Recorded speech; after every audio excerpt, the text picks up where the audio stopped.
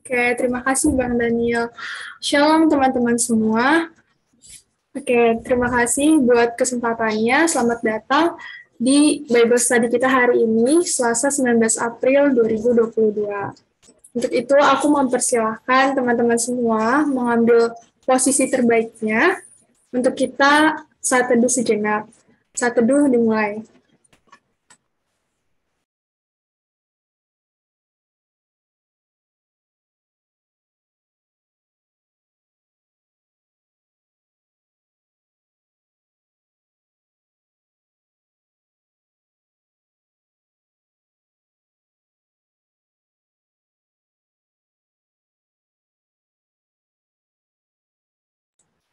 Ya, selamat sore Bapak yang baik. Kami bersyukur Tuhan atas kesempatan yang Tuhan beri. Kami boleh berkumpul melalui aplikasi Zoom ini Tuhan untuk kami bersekutu kembali di Bible Study kami pada hari ini. Biarlah Tuhan yang memberkati setiap rangkaian ibadah kami dari awal pertengahan hingga pada akhirnya. Biarlah Tuhan yang jamah setiap hati kami, pikiran kami untuk kami boleh fokus tertuju kepada Tuhan. Kami boleh menerima berkat firman-Mu Tuhan yang boleh mengubahkan kehidupan kami. Hanya ke dalam tangan-Mu Tuhan kami menyerahkan seluruhnya, setiap perangkat yang boleh kami pakai dan persiapan para pelayan-Mu, biarlah Tuhan yang menggunakan kami Tuhan lebih lagi menjadi pelayan-Mu yang setia. Kami boleh melaksanakan ibadah kami ini dengan kesungguhan hati kami, dengan kerelaan hati kami. Biarlah Tuhan yang menguduskan kami, menyucikan kami agar kami layak untuk bersekutu di hadapan Tuhan. Di dalam nama Yesus kami berdoa dan menyerahkan seluruhnya hanya ke dalam tangan Tuhan dan mengucap syukur. Haleluya. Amin. Oke. Amin. Untuk warta, aku persilakan kepada Asa. Ya, teman-teman, sebelum kita masuk dalam pemaparan dan juga ibadah lebih lanjutnya lagi, kita akan mendengarkan warta terlebih dahulu. Selanjutnya, ya, teman-teman, ibadah hari ini tidak akan terlaksana dengan baik jika tidak ada pelayan-pelayan yang memberikan dirinya untuk mengisi dalam ibadah ini. Mari kita mengucapkan terima kasih kepada pembicara kita nantinya, ada Pak Yonas yang akan beritakan firman Tuhan. MC kita ada Yohana dari PNJ 2021, singernya ada Daniel dari FTI 2017, pemusiknya ada Kana dari STAN 2019, asarnya ada Daniel juga dari FTI 2017, serta slidernya ada Kevin dari Ukrida Angkatan 2018. Teman-teman boleh mengucapkan terima kasih untuk teman-teman yang sudah mulai pada hari ini melalui kolom chat ataupun memberikan reaction. Selanjutnya, ya teman-teman, kami PMKJ rindu untuk mengenal teman-teman lebih dalam dan juga untuk melihat bagaimana teman-teman mengenai Bible Study kita. Kami berharap teman-teman mau membantu kami untuk mengisi form yang sudah tertera di layar ini. Nanti mungkin teman-teman pengurus boleh bantu untuk di-share link-nya di kolom chat. Selanjutnya, nah, teman-teman kita juga punya link Tree PMKJ, di mana teman-teman bisa mencari link Bible Study dan juga info-info lainnya melalui link tersebut. Dan juga jangan lupa untuk memfollow Instagram PMK Jakarta di @pmk_jakarta, serta YouTube Perkantas di Perkantas Jakarta. Di sana juga ada rekaman-rekaman Bible Study kita, serta ibadah-ibadah lainnya. Selanjutnya, nah teman-teman, ini adalah live Instagram yang dilakukan oleh PMKJ di setiap hari Senin malam, yaitu adalah overthinking before sleeping. Nah, kemarin teman-teman di hari Senin kemarin kita sudah membahas mengenai doktrin Allah gitu teman-teman. Jadi bagi teman-teman yang penasaran untuk pertanyaan-pertanyaan yang belum dijawab, itu ada di pertemuan di Instagram kemarin. Jadi teman-teman bisa cek Instagram PMK Jakarta. Dan juga akan ada lagi di Senin besok. Jadi teman-teman silakan untuk mengikutinya melalui Instagram teman-teman masing-masing.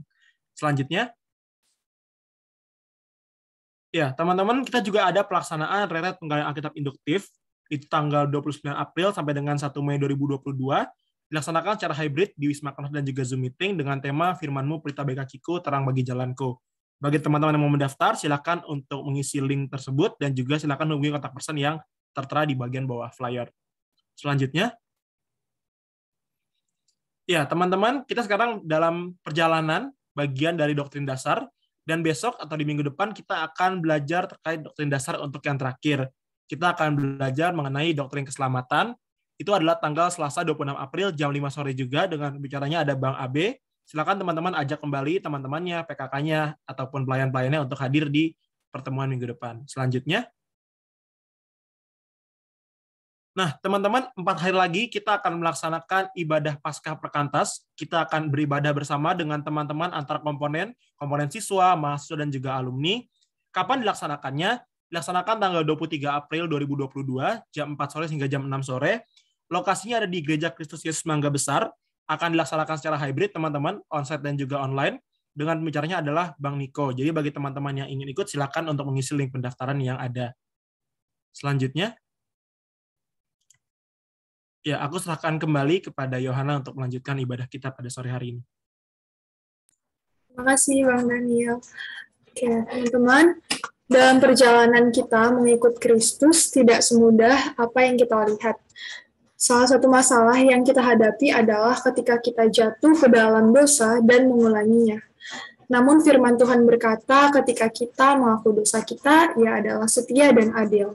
Ia akan mengampuni dan menyucikan kita dari segala yang jahat. Untuk itu, aku mengajak teman-teman untuk menaikkan pujian di muka Tuhan Yesus.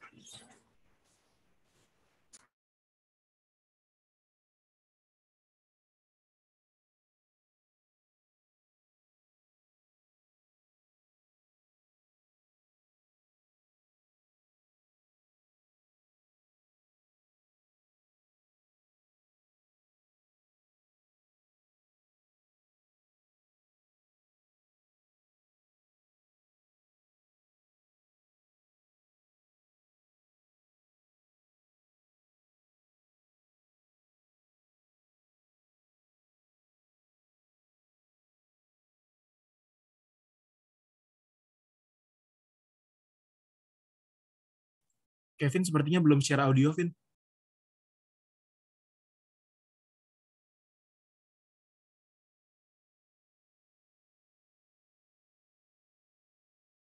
Oke, sebentar ya.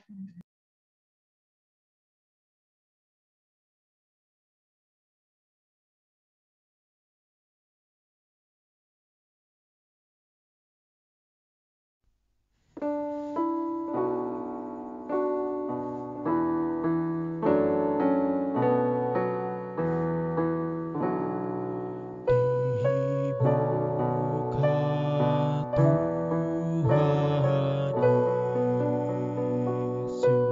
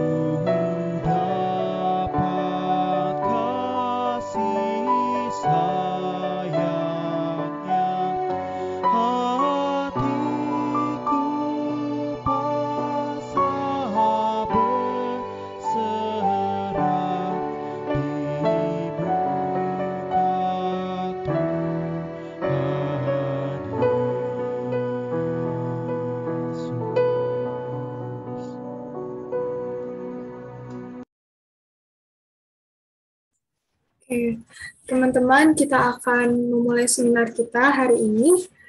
Sebelumnya aku mengingatkan untuk teman-teman yang ingin bertanya nanti akan ada link pertanyaan di Slido yang telah dikirim oleh kakak-kakak pengurus. Untuk Pak Yonas, aku persilahkan memimpin seminar hari ini. Teman-teman yang terkasihi, mari kita bersama-sama bersatu di dalam doa. Kita berdoa. Bapa Surgawi yang Maha Kasih, kami mengucap syukur, kami berterima kasih kepadamu untuk kasih, penyertaan, pemeliharaan Tuhan di dalam kehidupan kami, baik kehidupan fisik kami maupun juga spiritualitas kami. Nyata dari penyertaan Tuhan bahwa sore hari ini Tuhan berkenan mengajar mendidik kami melalui suatu pengajaran yang menjadi pergumulan gereja sepanjang abad dan tempat, yaitu tentang dosa. Oleh karena itu ya Tuhan, kami menyerahkan pertemuan dalam tangan pengasihan-Mu. Biarlah hati kami hanya terpaut kepada pemberitaan firman Tuhan, dijauhkan dari hal-hal yang mendistraksi kami dari mendengarkan kebenaran firman-Mu. Hamba-Mu yang sore hari ini kembali diutus menjadi pemberitamu, ya Tuhan. Engkau tahu hamba-Mu lemah, hamba-Mu terbatas, dan hamba-Mu ini berdosa. Oleh karena itu, ya Allah, kiranya Tuhan beranugerah, berbelas kasihan kepada hamba-Mu ini, sehingga hamba-Mu ini belum menyampaikan kebenaran firman-Mu dengan setia, bersahaja, namun juga penuh kuasa. Demikian juga setiap kami beranugerahkan hati yang lembut untuk menerima kebenaran firman-Mu. Bukan sekedar hati yang lembut menerima kebenaran firman, anugerahkan kepada kami hati yang taat untuk hidup di dalam firman. Bersatulah ya Tuhan, sebab umat kepunyaan-Mu ini sedia mendengarkannya. Di dalam kasih Kristus Yesus, firman yang telah menjadi manusia, kami berdoa dan mengucap syukur. Amin.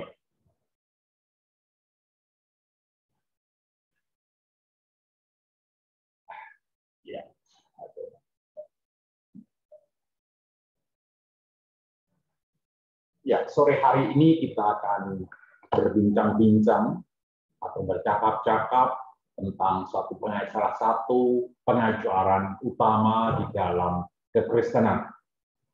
Meskipun tidak seutama doktrin Allah Tritunggal dan doktrin Kristus yang menjadi pengikat utama dari seluruh gereja yang ada, yang membedakan antara gereja yang benar dan gereja yang menyimpang. Doktrin tentang dosa tetaplah salah satu dari doktrin utama kekristenan. Nah, di dalam doktrin ini, di dalam pengajaran ini, kita akan membahas beberapa pokok seperti yang ada di layar kita, yaitu asal mula dosa itu dari kejatuhan manusia. Terus apa esensi dosa itu? Dan apa yang membedakan antara dosa asal dan dosa aktual, di mana di situ menjadi pergumulan ketika saya bersinggungan dengan kekristenan pertama kali. Masuk dosa kok diwariskan, gitu ya. Kalau portofolio diwariskan ya senang-senang aja, kalau dosa kok kayaknya nggak enak, gitu. Dan setelah itu, selain itu semua kita juga belajar yang paling penting, betapa dari naturnya, betapa seriusnya dosa itu. Dan setelah itu kita akan masuk ke Q&A, tanya jawab, dan saya berharap kita semua boleh terlibat, sehingga kita sungguh-sungguh saling menggali bersama-sama. Untuk memulainya, saya akan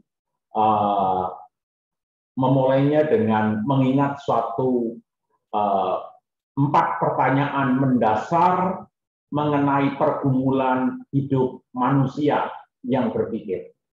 Saya mengatakan manusia yang berpikir, karena kalau nggak mau berpikir, ya pokoknya saya Kristen, terima Yesus, besok masuk surga beres, gitu. Tapi ketika ada pertanyaan, itu urusan pendeta, itu urusan bapak rohani, itu urusan mentor, dan lain sebagainya. Tetapi secara umum, Manusia yang mau berpikir pasti pernah mempertanyakan hal ini jika hal itu serius. Saya akhirnya menjadi Kristen, yang sebelumnya latar belakang saya bukanlah keluarga Kristen, menggumuli pertanyaan-pertanyaan ini sejak saya SMP, dan akhirnya saya memutuskan rasa-rasanya kok ajaran kekristenan ini kok yang paling make sense di antara agama-agama yang pernah saya pelajari. Dan akhirnya saya memutuskan untuk ikut Kristus, menjadi Kristen hingga saat ini. 4 pertanyaan ini yang sering juga disebut sebagai worldview dari suatu pencarian spiritualitas. Yang pertama adalah manusia baik yang belief system yang percaya adanya Allah atau teisme, maupun belief system yang lain semacam ateis, naturalis, agnostik, dan lain sebagainya, tetaplah berusaha menjawab pertanyaan ini. Dan bagi kelompok teis, secara khusus agama samawi, yaitu Yahudi, Kristen, dan Islam, berusaha menjawabnya dari catatan-catatan kitab suci masing-masing. Nah, secara teologi, keempat hal ini dijawab di dalam ajaran masing-masing. Dan karena kita sebagai orang Kristen, maka bagaimana kekristenan menjawab 4 pertanyaan ini? Yang pertama adalah pertanyaan tentang dari mana sesungguhnya kita berasal. Maka doktrin Allah, doktrin manusia, termasuk di dalamnya penciptaan, menjawab pertanyaan ini. Dan selanjutnya, ketika penciptaan sudah selesai, kok keadaan kita tidak seideal penciptaan ketika kita dicipta, nanti kita akan bahas, ya, itu kita bahas hari ini. Mengapa kita di sini? Mengapa keadaan kita seperti ini? Apa yang salah dengan saya? Apa yang salah dengan dunia? Apa yang salah dengan penciptaan? Nah, itu dibahas di dalam doktrin dosa atau hamartiologi. Dan selanjutnya, bagi tujuan akhir kita kemana? Tujuan akhir kita adalah kehidupan kekal. Maka itu dibahas di dalam doktrin eskatologi.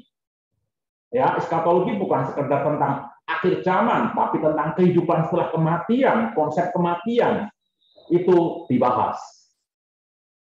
Dan bagaimana kita pergi ke sana? Bagaimana untuk mencapai tujuan akhir di eskatologi? Maka kita menjawabnya di dalam doktrin soteriologi. Karena keadaan yang tidak ideal tadi, bagaimana memperbaikinya? Bagaimana kita bisa mencapai tujuan akhir tadi? Maka perlu keselamatan. Disitulah kita masuk di dalam doktrin keselamatan. Jadi keempat hal ini secara baik dirumuskan menjadi creation, fallen, redemption, and restoration. Kira-kira begitu. Dikembalikan kepada kondisi semula. Karena saya hanya akan membahas bagian yang kedua, namun saya untuk mengingatkan ulang, untuk merefresh ulang bagian yang pertama, maka saya akan mulai masuk di bagian pertama tentang creation atau penciptaan terlebih dahulu. Nah, kalau kita membaca kitab Kejadian, pasalnya yang pertama ayat 26 sampai 28 gitu ya. Ayat 26 mengatakan, "Baiklah, marilah kita menjadikan manusia menurut gambar dan rupa kita." Maka kekristenan atau juga Yudaisme menjawab dari mana kita berasal adalah bahwa kita dicipta oleh Allah. Nah, kalau naturalis, ateis, dia berusaha menjawabnya dari evolusi, misalnya begitu. Nah, kekristenan menjawab bahwa kita berasal, karena kita ada karena kita dicipta oleh Allah. Dan kita dicipta bukan sembarang dicipta, dicipta menurut gambar Allah. Ayat yang ke-27. Dan ketika kita dicipta menurut gambar Allah, bukan for doing nothing, tapi juga ada misi yang pertama dan yang utama, yaitu beranak cucu, bertambah banyak, penuhilah bumi. Kita akan masuk ke sana nanti. Jadi secara teologi, bahwa penciptaan kita dicipta menurut gambar Allah. Nah, gambar Allah seperti apa? Kita telah baca di bagian depan tadi. Kata menurut gambar itu selen, ya, dan rupa itu menggunakan kata demos.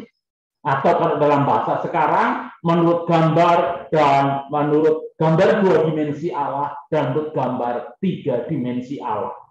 Mengapa sampai ditekankan ulang? Karena pentingnya maksud dari kata gambar Allah tadi. Sebelum saya kembali ke sana, karena kita dicipta menurut gambar dan rupa Allah, maka kita dicipta derajatnya di atas ciptaan yang lain.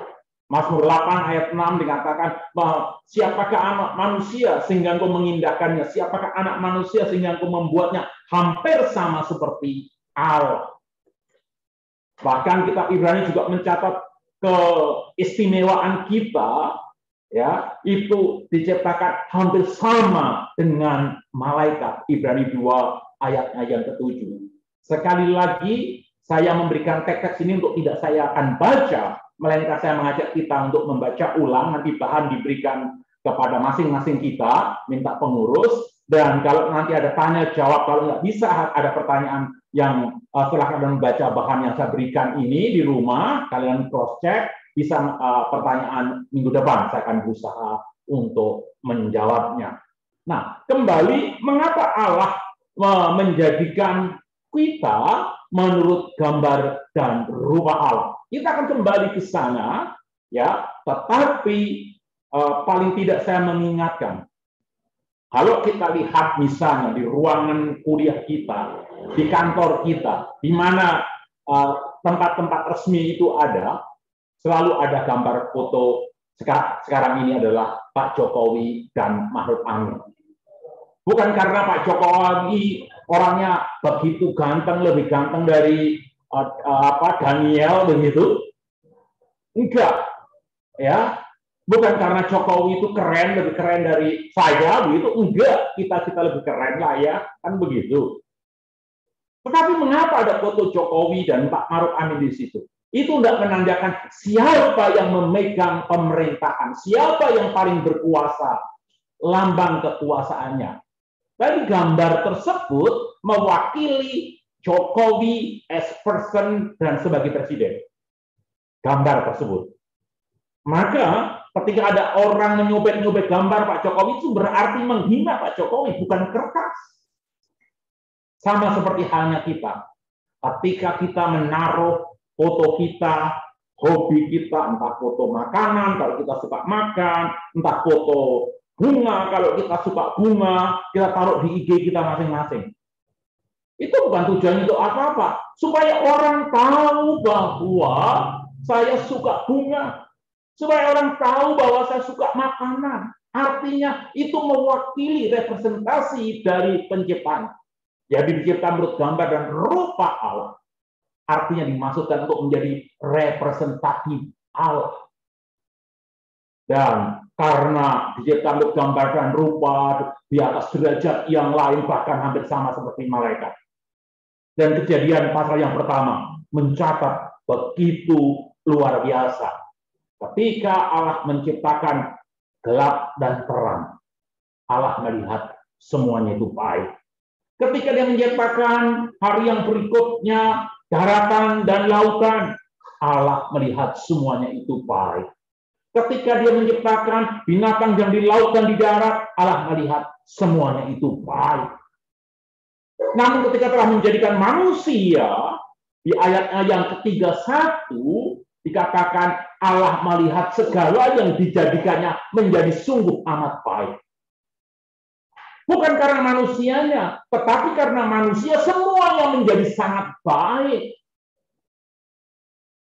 Suatu keadaan yang memungkinkan, keadaan yang sangat baik itu, suatu keadaan yang memungkinkan manusia menikmati semuanya itu. Menikmati Allah dan memuliakan Allah.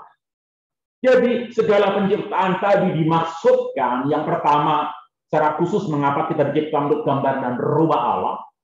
Kita dicipta untuk menyatakan kemuliaan Allah. Yesaya 43 ayat 7. Semua orang disebutkan dengan namaku, yang kuciptakan untuk kemuliaanku, demikian firman Yahweh. Yang kubentuk dan yang juga kujadikan. Perhatikan, yang kuciptakan untuk kemuliaanku.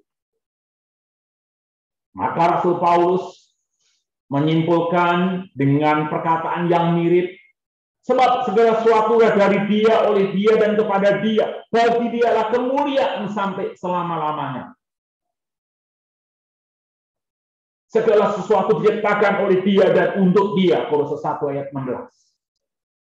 Jelas, penciptaan, termasuk manusia di dalamnya, adalah untuk menyatakan kemuliaan Allah. Dan yang kedua, dampak dari dicipta menurut gambar dan rupa Allah. Tadi saya sebutkan menjadi representasi Allah. Ya, dikatakan beranak cuculah, bertambahlah banyak, penuhilah bumi dan taklukkanlah utuh. Berkuasalah atas ikan-ikan itu. Kata taklukkanlah dan berkuasalah sering sekali disalah mengerti sebagai suatu bentuk penaklukan yang destruktif. Suatu yang sifatnya eksploitasi.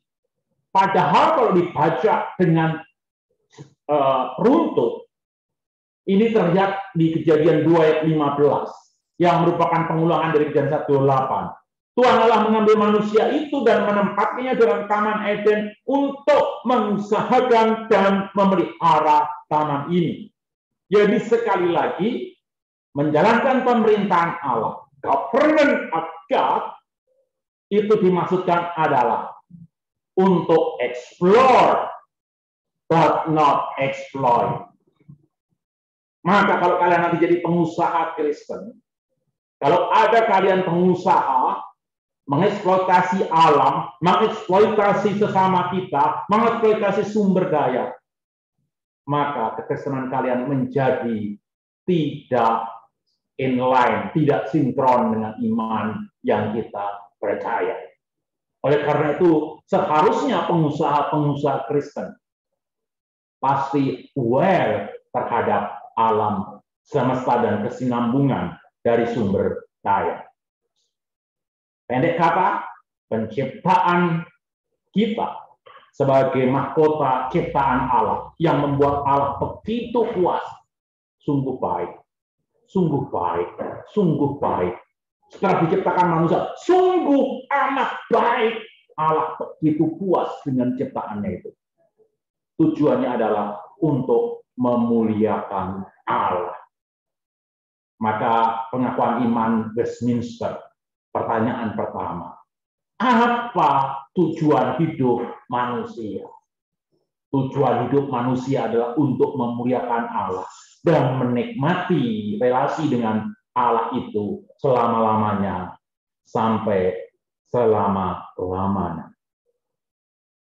Sayang, sungguh sayang, kita yang dicipta, manusia mula-mula yang dicipta menurut gambar dan rupa Allah, sehingga Allah begitu bangga, Allah begitu puas di dalam setelah menciptakan manusia. Tidak terlalu lama membuat Allah menyesal.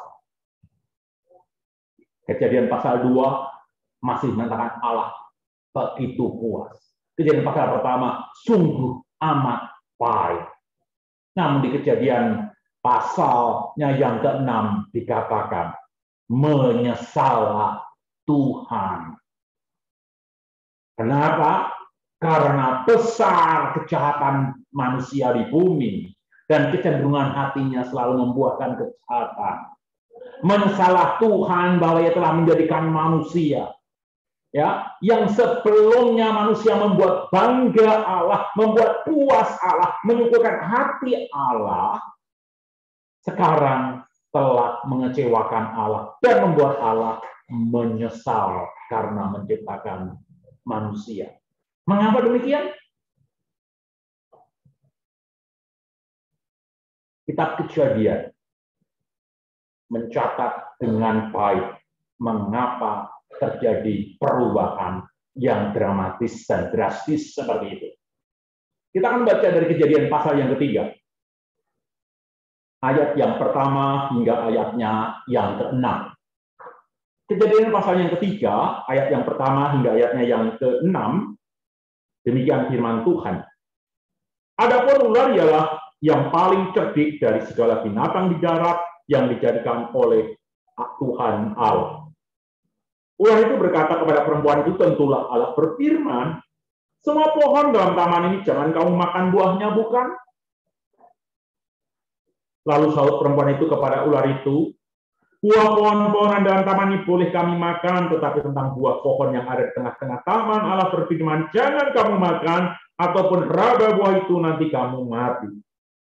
Tetapi ular itu berkata kepada perempuan itu, sekali-kali kamu tidak akan mati. Tetapi Allah mengetahui bahwa pada waktu kamu memakannya, matamu akan terbuka dan kamu akan menjadi seperti Allah, tahu tentang yang baik dan yang jahat. Perempuan itu melihat bahwa buah pohon itu baik untuk dimakan, dan sedap kelihatannya, lagi pula pohon itu memberi pengertian. Lalu ia mengambil dari buahnya dan dimakannya dan diberikannya juga kepada suaminya yang bersama-sama dengan dia, dan suaminya pun memakannya.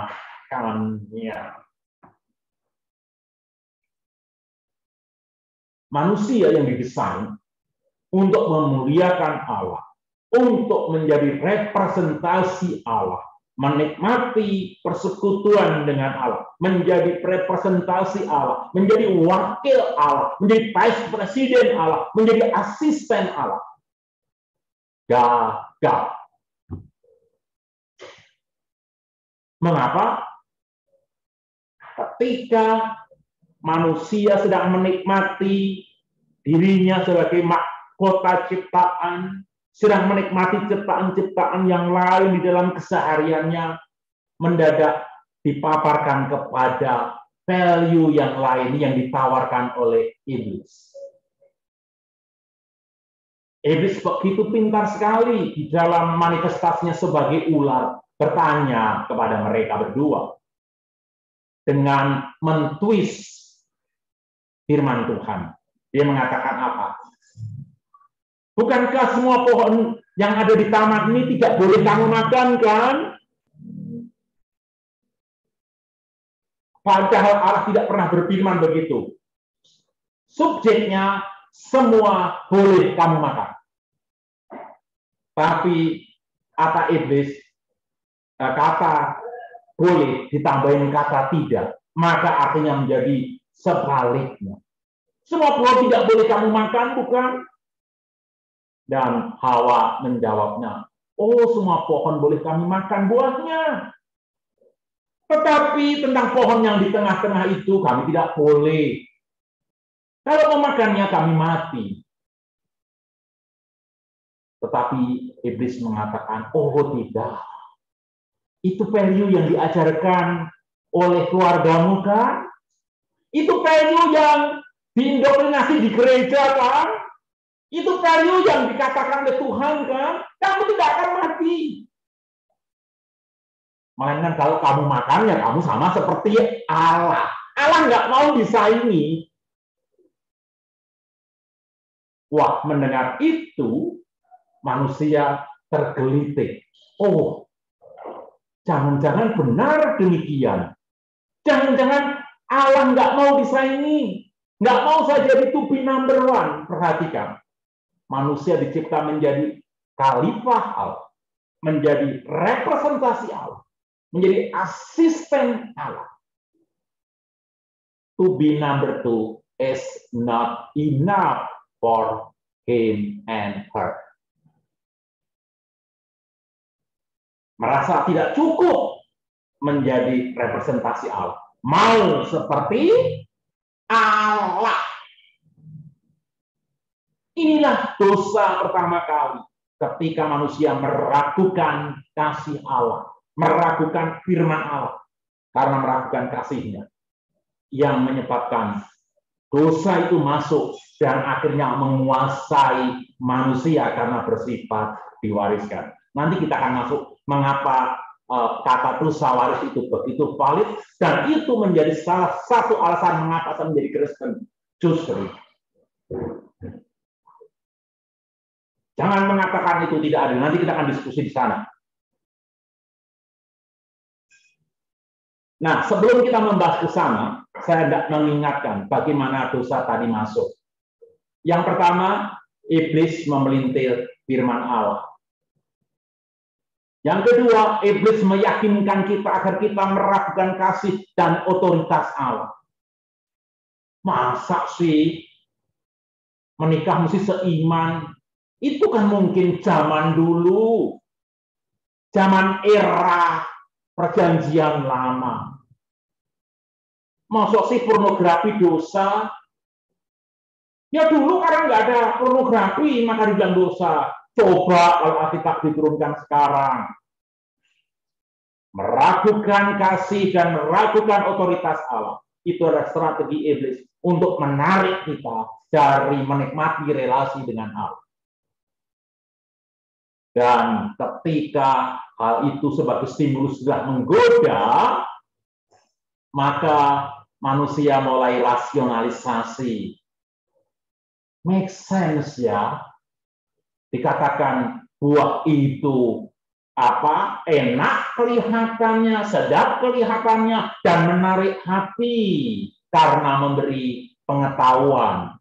Stimulus dilanjutkan dengan rasionalisasi. Dosa melihat pornografi, dosa melanggar firman Allah, akhirnya dirasionalisasi yang lain juga begitu. Kan namanya juga era sekarang, era internet. Selama saya nggak merugikan orang lain, ya nggak dosa. Ya kan? Rasionalisasi. Maka setelah itu diambilnya stimulus, rasionalisasi, dan bertindak. Jadi sekali lagi, manusia yang seharusnya menyatakan kehadiran Allah justru ingin menjadi seperti Allah. Manusia yang didesain untuk menyembah Allah justru ingin disembah seperti Allah. Manusia yang didesain untuk taat kepada Allah justru ingin terlepas dari Allah. Jadi dosa masuk ketika manusia meragukan kasih Allah dan menolak otoritas dari Allah. Itu yang namanya dosa out of design. Meragukan kasih Allah, akhirnya memberontak Allah, ingin mengkudeta Allah.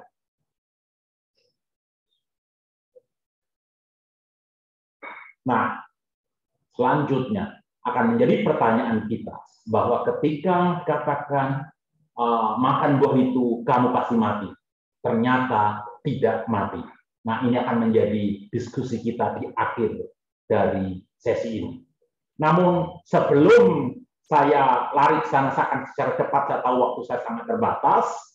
Apa itu dosa? Secara ringkas, di dalam perjanjian lama, dosa menggunakan kata-kata seperti ini.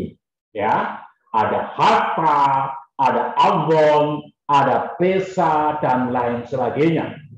Dan kalau kita melihat kata dosa dalam perjanjian lama, kata hartalah dan turunannya lah yang paling sering digunakan. Kalian perhatikan di sini. Ya. Ini harta adalah dua akar yang sama. Ya. Dan ini avon, ini digunakan sekian. Jadi lebih dari mungkin sekitar 65% di dalam perjanjian lama menggunakan kata harta.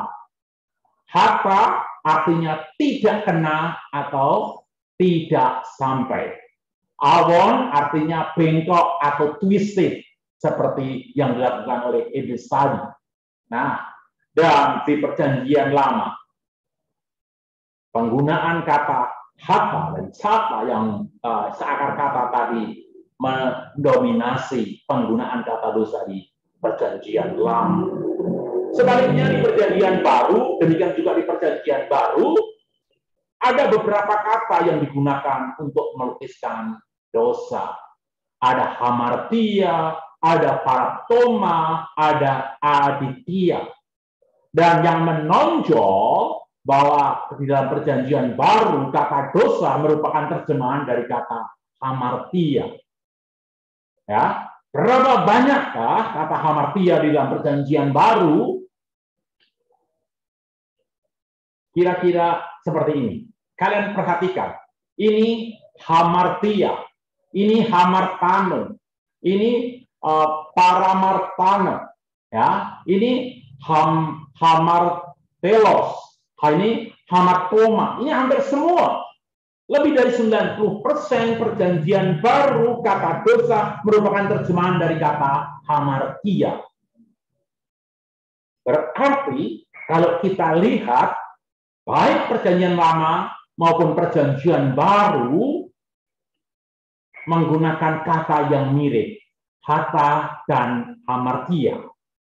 Bahwa dosa itu artinya di perjanjian lama menggunakan kata hata, perjanjian baru menggunakan hamartia adalah meleset atau tidak sampai sasaran.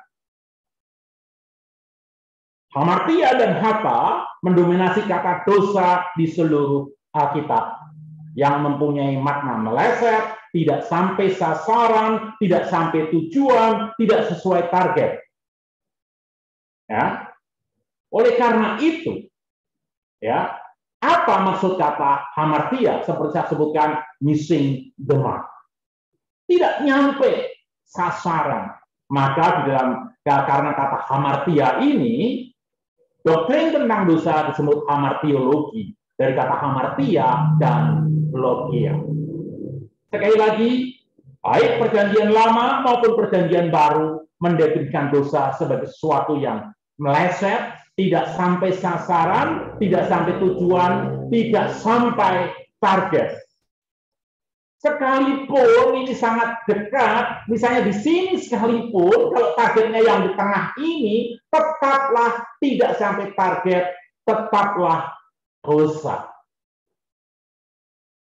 Jadi, kalau Allah mengatakan A, itu 4.0, maka sekalipun nilai kita 3.998 sekalipun, tetaplah bukan A. Kalau nggak nyampe 100%. Kalau tidak seakurat yang Allah mau.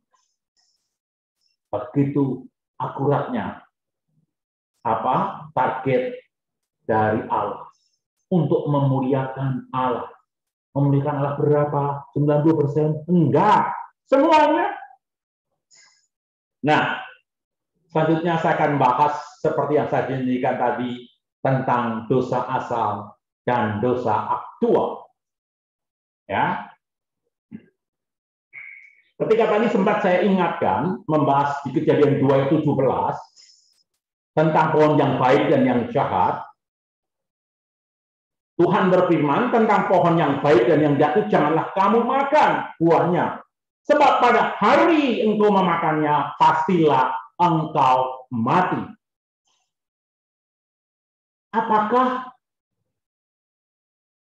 ketika selesai makan langsung Hawa mati? Enggak. Ada mati? Enggak. Nah, kalau gitu jangan-jangan Allah bohong dong. Katanya mati kok enggak mati. Apakah Allah bohong? Kalau Allah bohong, maka doktrin tentang Allah kita rontok. Apa Alkitab salah catat? Kalau Alkitab salah catat, maka doktrin bibliologi kita juga rontok. Kalau begitu, Alkitab mengatakan pasti mati. Bukan kalau pasti mati bisa entar. Enggak, pada hari kamu makannya kamu pasti mati. Nah, berarti masih ada satu-satunya kemungkinan. Ada makna mati yang lain. Kalau kita membaca dari Efesus 2, ayat 1 sampai 2a, ini adalah teks yang saya sungguh-sungguh mengucap syukur ketika saya menemukan teks ini. Udah baca bolak-balik, baru sekitar 6 atau 7 tahun yang lalu, saya mengerti makna teks ini. Ketika saya mengadakan PA untuk remaja di gereja saya. Ya, Efesus 2, 1-2a. Kamu dahulu sudah mati karena pelanggaran-pelanggaran dan dosa-dosamu. Kamu hidup di dalamnya. Surat ini ditujukan kepada jemaat di Efesus. Pertanyaannya, apakah penerima surat Efesus orang yang sudah meninggal? Nggak mungkin. Buat apa kirim surat untuk orang yang sudah meninggal, Paulus? Apakah orang itu sudah meninggal atau bangkit lagi? Nggak ada catatan. Kalau gitu, apa maksud kamu dahulu sudah mati? Paulus memberi makna itu dengan kata di bawahnya. Kamu hidup di dalamnya. Apa? Kamu mati dalam dosamu. Kamu hidup di dalamnya. Jadi yang disebut mati karena dan mati di dalam dosa adalah hidup di dalam dosa. Kalau dikatakan ikan hidup di dalam air, maka ikan tidak bisa hidup di luar air. Kalau dikatakan kamu hidup di dalam dosa, maka tidak bisa kamu hidup di dalam dosa. Kamu tidak bisa hidup tanpa dosa. Karena itu kamu hidup, kelihatannya hidup, tetapi sesungguhnya kamu mati. Karena kamu menghidupi dosa itu sendiri. Dan ini yang kita warisi di dalam natur kita sebagai manusia. Jadi ketika manusia, Adam dan Hawa melanggar perintah Allah, dikatakan kamu mati, artinya mati secara rohani karena dosa itu. Ini yang disebut sebagai dosa asal. Ini yang dimaksud sebagai dosa waris, dosa yang diwariskan. Nah, ini koheren sekali dengan Kejadian ayat 6. Kejadian 6 ayatnya yang kelima yang telah kita baca tadi. Ketika dilihat Tuhan bahwa kejahatan manusia besar di bumi dan kecenderungan hatinya selalu membuahkan kejahatan semata. Jadi ketika Adam memberontak dan Hawa memberontak pertama kali jatuh di dalam dosa, dosa itu terus ada dan membuat manusia cenderung dan terus-menerus memberontak kepada Allah. Maka dikatakan tendensi ke suatu kerusakan cenderung untuk melakukan kejahatan di dalam humankind. Kecenderungan hatinya hanya membuahkan kejahatan. Kejadian ayat 5. Maka Paulus dengan tepat menyimpulkan itu di Roma 5 ayat 12. Sebab itu sama seperti dosa telah masuk ke dalam dosa dunia oleh satu orang dan oleh dosa juga maut, demikianlah maut telah menjalar. Jadi dosa itu menjalar dari nenek moyang kita kepada kita, sehingga secara potensial, secara status kita itu berdosa. Itulah disebut sebagai sin as status. Itulah dikatakan dosa diwariskan. Itulah menjadi status umum setiap manusia. Setiap orang yang adalah dirinya manusia pasti berdosa, pasti punya kecenderungan untuk berbuat jahat. Maka tidak heran ketika anak masih kecil tanpa diajarin berbuat dosa pun sudah berdosa. Tanpa diajari bohong pun jago bohong. Ya. Sehingga setiap orang itu cenderung berbuat dosa, maka menciptakan suatu sistem sosial, sistem kemasyarakatan yang di dalam dosa. Sehingga dosa itu menjadi umum, dosa itu dianggap wajar. Itulah yang disebut sebagai inevitable sin, unavoidable sin. Nah, karena sistem yang korup tadi, yang sudah rusak oleh dosa tadi, sistem yang menindas tadi, membuat kita yang pengen tidak berdosa pun terpaksa berdosa. Banyak sekali contoh kasusnya, ngurusin susah banget, disulit-sulitin, ya kan? Tetapi kalau pakai jalan pintas, cepat, selesai dalam waktu hitungan 1 jam, terus kita pembenarannya begini, kalau saya ngurusin dengan ngasih Pak Polisi, itu kan namanya juga amal. Yang kedua, daripada gua seharian nunggu di sana belum tentu jadi, padahal kalau saya kerja di kantor, kira-kira saya berpenghasilan 1 juta lebih menguntungkan, beramal, itu rasionalisasi. Ya. Dan akhirnya karena rasionalisasi maka kita melakukannya. Itu menjadi dosa actual atau actual sin. Gitu. Nah, ini persis yang dikatakan oleh Yakobus di Yakobus 1 ayat 14. Tetapi tiap-tiap orang dicobai oleh keinginan sendiri karena diseret dan dipikat olehnya. Dan apabila keinginan telah dibuai, ia melahirkan dosa. Keinginan melihat pohon itu buahnya enak dimakan, rasionalisasi, ambil, makan, itu dibuai. Berdosa. SIM kok susah, kalau ngasih cuma 300. Kalau saya kerja seharian bisa 1 juta. 1 harian belum jadi. Lebih menguntungkan. Lagian semua orang juga begitu. Akhirnya ambil komitmen melakukan. Itu actual sin. Jadi itulah dosa. Dan natur dari dosa. Dosa bukanlah sekedar tindakan. Dosa bukanlah sekedar pikiran. Dosa bukanlah suatu habit saja. Dosa mempunyai natur yang lebih serius lagi. Roma 5 ayat 12 dikatakan tadi. Sebab itu sama seperti dosa telah masuk ke dalam diri satu orang dan dosa itu juga maut. Demikianlah itu menjalar seperti dosa. Jadi dosa itu bersifat menjalar. Seorang malas, yang lain ikut-ikutan malas. Seorang korupsi, yang lain ikut-ikutan korupsi. Seorang bikin sendiri kalian. Oleh karena itu Paulus sampai putus asa. Di Roma 7:23 dikatakan apa? Tetapi di dalam anggota-anggota tubuh aku melihat suatu hukum yang lain yang berjuang melawan hukum akal budiku, membuat aku menjadi tawanan hukum dosa. Ketika ini yang baik yang jahat itu muncul, Paulus merasa tertawan di dalam hukum dosa. Dosa bersifat menawan. Dan yang ketiga, dosa bersifat memperbudak. Kata Yesus kepada mereka, aku kata kepadamu, Yohanes 8 ayat 34. Ya, aku berkata kepadamu, sesungguhnya setiap orang yang berbuat dosa adalah hamba dosa.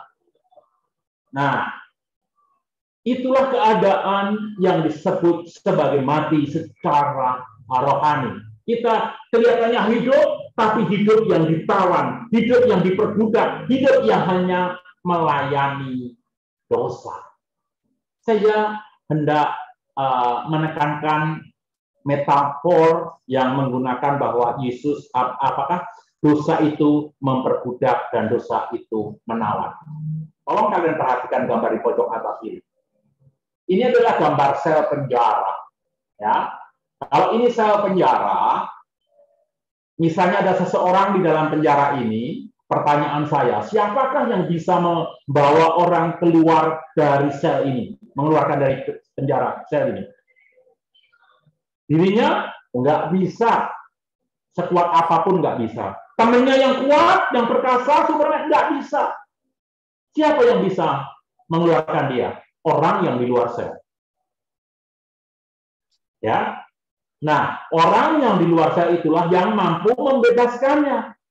Sama halnya dengan konsep budak, ya. Di dalam perbudakan, seorang budak tidak bisa membebaskan diri sendiri. Orang lain yang budak juga tidak bisa membebaskan. Hanya orang merdeka yang bisa membebaskan. Jadi, dari dua metafor ini, kita melihat, kalau orang diperbudak, kalau orang ditawan oleh dosa, maka hanya satu pribadi yang bisa membebaskan manusia dari dosa. Yaitu satu pribadi yang bebas dari dosa. Satu pribadi yang tidak tercemar oleh dosa. Suatu pribadi yang bukan tawanan dosa. Suatu pribadi yang tidak pernah berbuat dosa. Dan itu dilakukan oleh Tuhan Yesus. Maka Kolose 2:14. Kristus dikatakan menghapuskan surat hutang. Karena apa? Dia merdeka dari dosa. Dan itu akan dibahas minggu depan di dalam soteriologi. Dosa itu masalah serius, bukan sekedar bad habit, bukan sekedar bad attitude, bukan sekedar bad temperament. Dosa adalah akar segala permasalahan hidup dan relasi manusia. Kita sama orang tua, ketika kita relasinya nggak bagus karena dosa. Kita dengan Allah, demikian juga. Sekali lagi, dosa bukan sekadar bad habit, bad attitude, bad temperament. Dosa adalah akar segala permasalahan manusia, permasalahan relasi kita dengan sesama dan kita dengan Allah. Syukur kepada Allah. Kalau waktu saya sudah lewat, saya minta waktu 6-7 menit saja lagi. Syukur kepada Allah. Bapa telah menyediakan solusi. Seorang mediator yang menjembatani kerusakan tadi. Seorang pengantara. Seorang imam besar, yaitu Yesus Kristus, putranya. Seperti saya sebutkan sebelumnya, bahwa satu-satunya pribadi yang bisa membebaskan manusia dari tawanan dosa, dari perbudakan dosa, adalah pribadi yang merdeka dari dosa. Pribadi yang bukan budak dosa. Pribadi yang tidak pernah berbuat dosa. Dan kalian boleh catat, kalian boleh challenge. Sebutkan di kitab apa, di agama apa, suatu pribadi yang tidak pernah berbuat dosa. Baik manusianya, baik pendirinya, baik pemimpin agamanya. Tidak ada seorang pun yang bebas dari dosa. Maka hanya satu pribadi yang telah saya sebutkan sebelumnya, Kristus. Penulis Ibrani menegaskan, sebab imam besar yang kita punya adalah imam besar yang tidak dapat turut merasakan kelemahan-kelemahan kita. Sebaliknya sama dengan kita. Ia telah dicobai, hanya tidak berbuat dosa. Dia telah dicobai, tetapi tidak berbuat dosa. Dan bukan hanya penulis kitab Ibrani saja, teman-teman. Di 2 Korintus 5:21 dikatakan, dia yaitu Kristus yang tidak mengenal dosa, jangankan berbuat dosa, mengenal dosa pun tidak. Dibuatnya menjadi dosa karena kita, supaya di dalamnya kita dibenarkan oleh Allah. 1 Petrus 2:22. Ia tidak berbuat dosa dan tipu daya tidak ada di dalam mulutnya. 1 Yohanes 3:5. Dan kamu tahu bahwa ia telah menyatakan dirinya supaya ia menghapus segala dosa. Dan di dalam dia tidak ada dosa. Karena di dalam dia tidak ada dosa, maka dia berhak mengampuni dosa. Membebaskan kita dari dosa. Menebus kita dari dosa. Maka wajar. Yesus berkata, akulah jalan, kebenaran, dan hidup. Tidak ada seorang pun yang datang kepada Bapa kalau tidak melalui aku. Rasul Petrus juga mengatakan, di bawah kolong langit ini, tidak ada nama yang diberikan kepada manusia yang olehnya dapat diselamatkan. Karena hanya Kristus pribadi yang tidak berbuat dosa, maka dia eligible, maka dia mampu, maka dia berhak mengampuni dosa. Dari percakapan kita yang cukup panjang ini, satu hal yang perlu kita ingat, dosa itu masalah serius. Bukan sekedar bad habit, bukan sekedar bad attitude, bukan sekedar bad temperament. Ini masalah serius. Masalah akar dari segala masalah manusia dan akar dari masalah relasi, baik antar sesama maupun antara kita dengan Allah. Karena begitu seriusnya dosa, maka Allah secara serius menanganinya dengan memberikan pribadi anaknya yang tunggal. Karena hanya melalui anaknya manusia boleh dibebaskan. Masa serius hanya bisa ditindaki, diselesaikan dengan tindakan serius, dengan memberikan anaknya yang tunggal, yaitu Tuhan kita, Yesus Kristus. Kristus memberkati kita sekalian. Amin. Oke. Silakan kalau ada pertanyaan.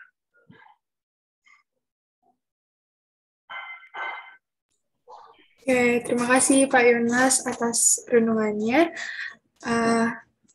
Ya, di sini ada beberapa pertanyaan dari teman-teman. Untuk pertanyaan yang pertama itu, apakah posibilitas manusia untuk berdosa juga merupakan kehendak Allah? Jika iya, mengapa? Bukankah Allah mampu menciptakan manusia dengan 0% kemungkinan untuk berdosa? Ya, mungkin boleh dijawab nih Pak Yonas. Ya. Apakah Allah karena manusia dicipta dengan probabilitas berbuat dosa? Ya. Apakah Allah tidak bisa menciptakan manusia dengan probabilitas 0 untuk berbuat dosa? Nah, Allah menciptakan manusia itu berdasarkan kasih-Nya. Manusia dicipta dengan free will-nya. Mengapa Allah dengan free will itu manusia bisa mempunyai kebebasan untuk memilih Allah atau menolak Allah? Ya.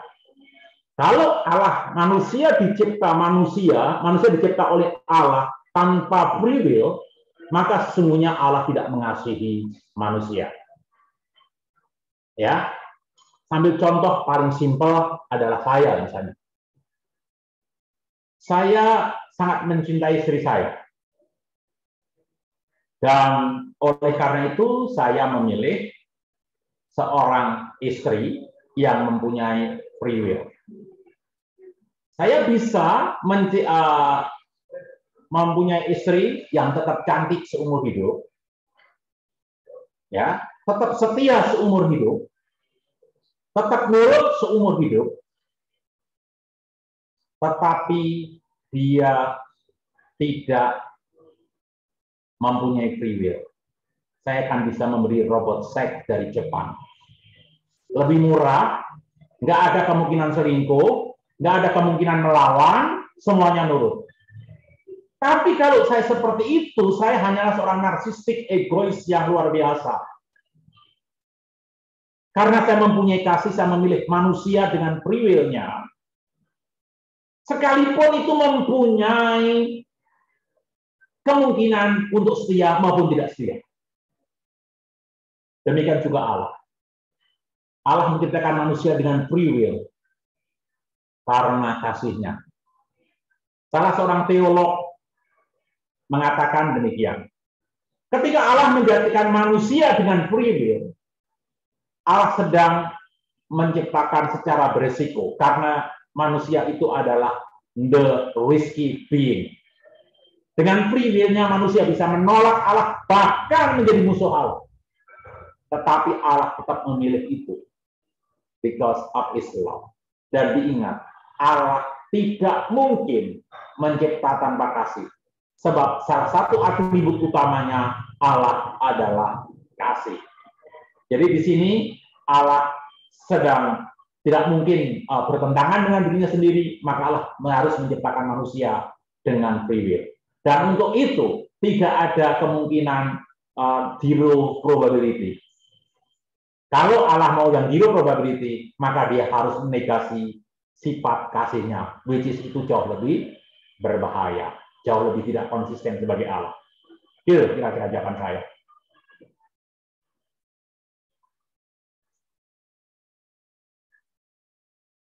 Baik Pak, terima kasih Pak Yonas atas jawabannya. Untuk pertanyaan selanjutnya, karena kita berdosa, apakah berarti kita perlu meminta ampun kepada Allah setiap hari? Kalau iya, apakah akan ada situasi di mana Allah merasa muak dengan keberdosaan kita? Nggak usah berbuat setiap hari saja. Begitu kita berbuat sekali aja Allah udah muak kok. Nggak ada dosa. Ya, baru sekali berbuat dosa aja Allah muak sudah. Gitu. Tetapi Karena Kristus dengan penebusannya, dikatakan tadi di kitab Roma, karena dosa satu orang, ya, semua menjadi berbuat dosa, seluruh dunia menjadi berdosa.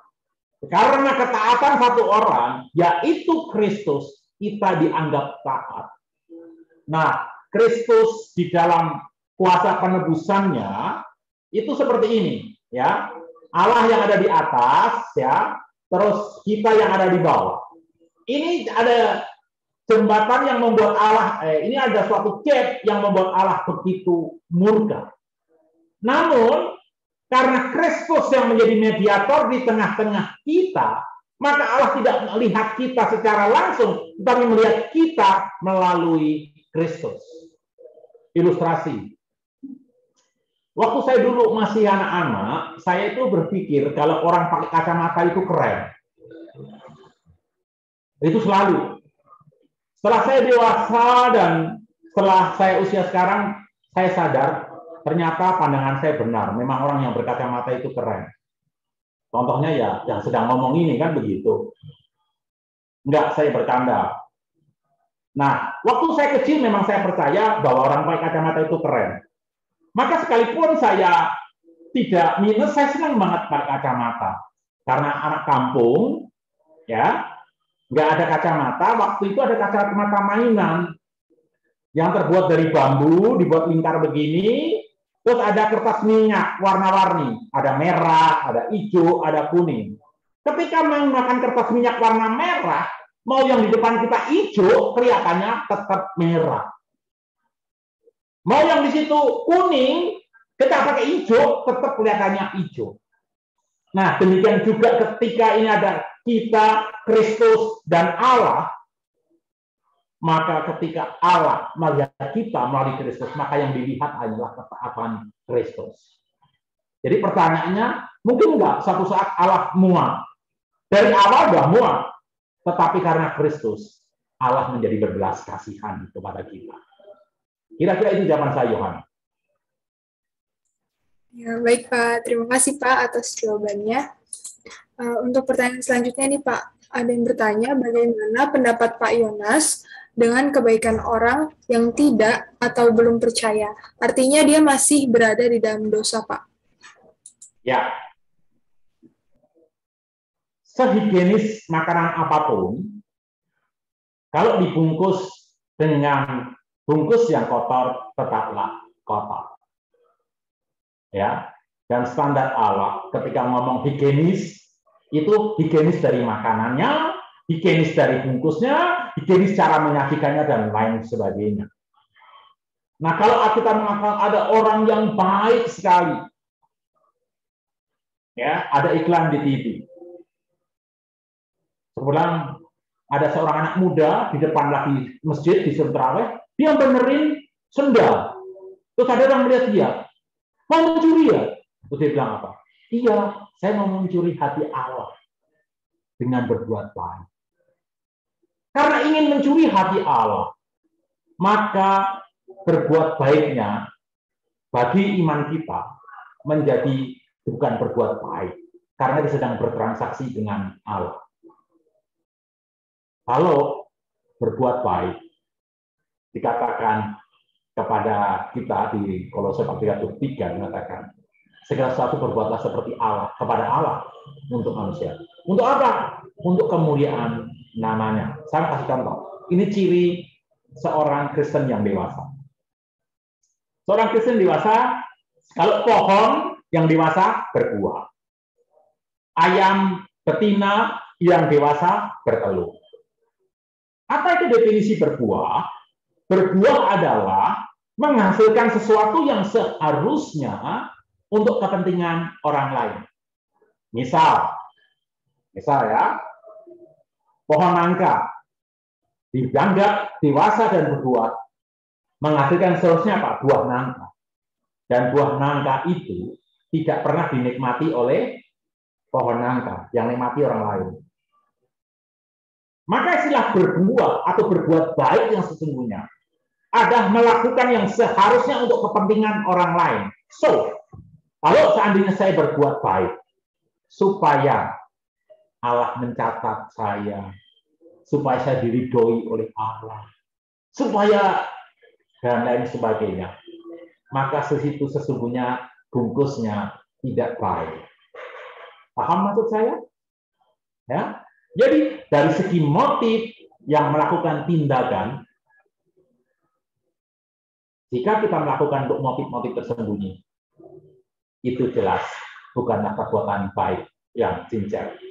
Dan Yesus berkata di Yohanes pasal yang ke-15, dengan demikian engkau adalah muridku, karena engkau berbuat lemah, dan dengannya Bapa dipermuliakan. Kalau ada motif yang lain, selain untuk kemuliaan Allah, karena ingat tujuan utama kita ada di desain untuk kemuliaan Allah, maka itu adalah bukan perbuatan baik yang berkaitan kepada Allah. Pertanyaannya, adakah orang yang berbuat baik tanpa berpikir sedikit pun selain untuk kemuliaan Allah?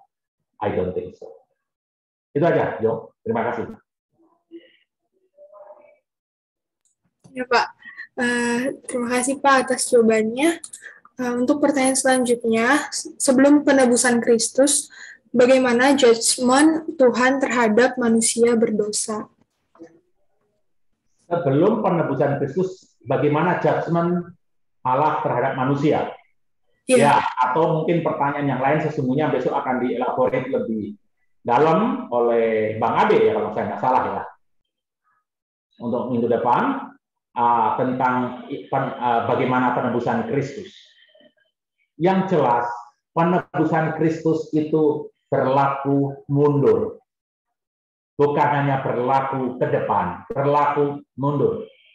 Maka, setiap orang yang menaruh iman bahwa suatu saat Tuhan akan melakukan penebusan, Kejadian 3 ayat 15 kalau saya tidak salah, yang dikatakan bahwa keturunan perempuan ini akan meremukkan kepalamu dan kau akan mematuk tumitnya, itu adalah proto-evangelium, Injil yang mula-mula, Injil yang pertama. Ketika seorang yang mulai melihat ada suatu pengharapan bahwa keturunan Hawa akan ada yang membebaskan di dalam janji mesianik itu, maka siapapun dia yang berpengharapan seperti itu akan diselamatkan. Dan hitungan Kristus yang diperhitungkan terhadap kita, itu pun juga diperhitungkan terhadap dia. Ya, jadi orang yang di luar Kristus, yang tidak mempunyai pengharapan akan mesianik, sekalipun tidak merefer dengan kata Kristus atau Yesus orang Nazaret, tetapi iman yang berfokus bahwa suatu saat akan ada penebusan, ya, itu akan ditebus karena Kristus. Itulah sebabnya di Perjanjian Lama di kitab Imamat ada korban penebus dosa. Itu kan melambangkan Kristus nantinya. Nah, orang yang taat akan melakukan itu, yang merefer bahwa aku perlu ditebus dan diwakili oleh binatang itu, yang adalah merupakan tipologi dari Kristus, maka orang itu pun akan dipandang seperti kita melalui Kristus. Gitu. Ya, Pak. Terima kasih Pak Yonas untuk jawabannya. Aku mempersilakan teman-teman nih, apabila ada teman-teman yang ingin bertanya secara langsung, dipersilakan ya teman-teman untuk on mic.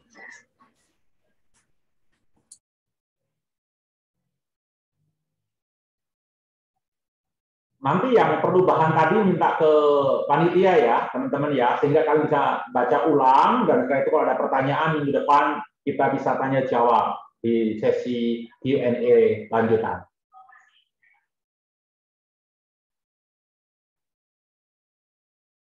Baik, Pak. Sepertinya teman-teman sudah bertanya rata-rata di Slido. Untuk itu, aku akan melanjutkan pembacaan pertanyaan selanjutnya. Jadi, bagaimana kita yang lemah ini dapat menghindari actual sin, Bang? Itu pertanyaannya, Pak. Oke. Bagaimana kita bisa menghindari actual sin?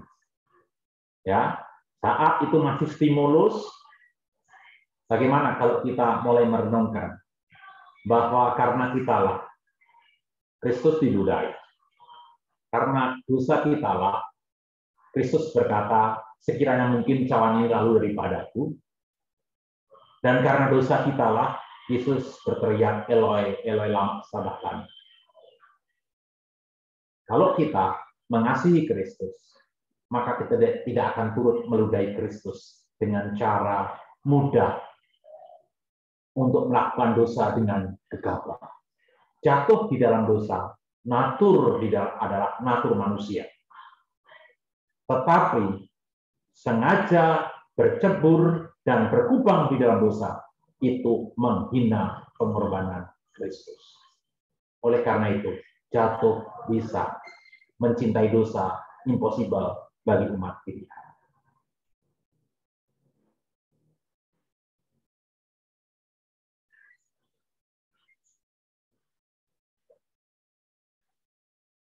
Ya, baik Pak. Terima kasih Pak untuk jawabannya. Oke, sebentar Pak. Ini ada pertanyaan selanjutnya. Apakah anak kecil yang belum tahu tentang dosa juga dicap sebagai manusia berdosa, Pak? Ya, ini pandangan saya secara pribadi.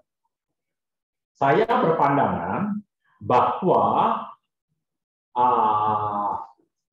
yang diperhitungkan oleh Allah sebagai dosa seseorang adalah dosa actual sin. Saya mendasarinya dari kitab Yehezkiel, saya lupa ayatnya, kalian bisa cari nanti. Ketika orang Israel protes kepada Allah, akankah Allah yang adil itu mengatakan begini, jika seorang ayah memakan buah mangga yang asam, apakah anaknya akan ngilu giginya? Maksudnya apa? Maksudnya kalau orang tua yang berbuat dosa, apakah anaknya menanggung dosa orang tuanya? Seolah-olah ini menentang dosa waris. Ingat, yang diwariskan adalah potensi untuk berbuat dosa. Oleh karena itu yang diperhitungkan adalah actual sin. Maka saya secara pribadi cenderung berkata bahwa seorang anak bayi, kalau saya belum tahu apakah waktu bayi di dalam kandungan sudah bisa berpikir untuk berbuat dosa atau apa, saya nggak tahu. Tetapi secara teologis dia belum melakukannya, maka dia dalam keadaan baik. Oleh karena itu saya setuju. Saya berpandangan bahwa bayi yang mati di dalam kandungan, saya meyakini langsung bertemu dan bersama dengan Kristus. Pertama, landasan saya adalah kitab Yehezkiel tadi. Yang kedua, bukankah lebih menguntungkan kalau aku mengatakan kepada seorang ibu yang kehilangan anaknya, tenang Bapak Ibu, anak Bapak Ibu sedang bersama-sama Kristus di surga. Atau kita mengatakan, ya Bapak Ibu, kita tetap kuat ya Bapak Ibu, meskipun kita nggak tahu anak Ibu entah di surga, entah di neraka, kan lebih nggak sopan kan. Jadi pandangan saya relatif lebih aman. Jadi saya percaya anak-anak yang yang belum lahir, dia langsung mati di dalam kandungan, akan langsung bertemu dengan Kristus dan hidup bersama-sama dengan Kristus di surga mulia. Jawaban saya demikian.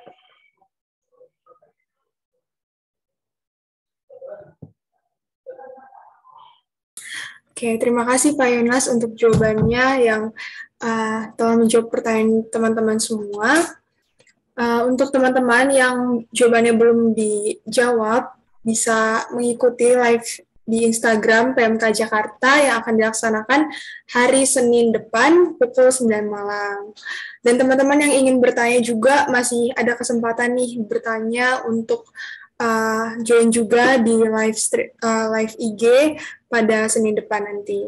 Oke, untuk Pak Yonas, aku persilahkan menutup seminar kita hari ini sekaligus menutup dalam doa, Pak. Oke, mari kita bersatu dalam doa. Bapak Surgawi yang Maha Kasih, kami mengucap syukur, kami berterima kasih kepadamu untuk kasih penyertaan Tuhan sepanjang seminar kami malam hari ini. Biarlah apa yang kami terima tetap tinggal di dalam kami, dan kami hidup di dalamnya. Kami menyadari betapa seriusnya dosa itu, Dan kami menyadari betapa seriusnya Allah menangani masalah dosa itu. Sehingga kami dengan serius untuk menghindari dosa-dosa yang aktual di dalam kehidupan kami, ya Tuhan. Hamba-Mu berbicara, suara Hamba-Mu tidak akan terdengar lagi. Namun Roh Kudus Tuhan yang ada pada setiap kami akan terus memperdengarkan kebenaran firman Tuhan ini bagi setiap kami. Ampuni kami ya Allah, jika dalam mendengarkan firman-Mu sikap tidak berkenan di mata-Mu. Ampuni juga hamba-Mu, jika dalam menyampaikan kebenaran firman-Mu ada sikap hamba-Mu tidak berkenan di mata-Mu, terlebih-lebih jika hamba-Mu ini mencuri kemuliaan-Mu. Sebab hormat dan kemuliaan bagi Allah dari kekal hingga kekal. Dan biarlah setiap kami yang ada di tempat ini, yang akan berpisah satu dengan yang lain, Tuhan sertai di dalam kehidupan kami, keseharian kami, dalam pergulatan dan pergumulan kami, sehingga kehidupan kami tetap berpaut kepada Kristus dan mencerminkan hidup sebagai anak-anak Allah yang hanya memuliakan Allah saja. Sebab untuk itulah kami telah diperlengkapi oleh kebenaran firman-Mu, sebab untuk itu kami telah ditebus dan diutus. Dan untuk itu pula kami semua menerima berkat. Kiranya kasih karunia dari Allah Bapa dan Putranya yang tunggal Tuhan kita Yesus Kristus, serta persekutuan dengan Roh Kudus, ada tetap terus menyertai kami dari saat ini hingga Maranatha. Amin. Amin. Terima kasih untuk Pak Yonas, selaku pembicara kita hari ini yang telah membawakan seminar kita. Kiranya apa yang telah disampaikan menjadi rema dan pedoman di dalam kehidupan kita. Aku juga mau mengucapkan terima kasih untuk teman-teman pelayan serta teman-teman jemaat yang boleh hadir dalam Bible Study kita pada hari ini. Sampai jumpa di Bible Study kita berikutnya. Tuhan Yesus memberkati.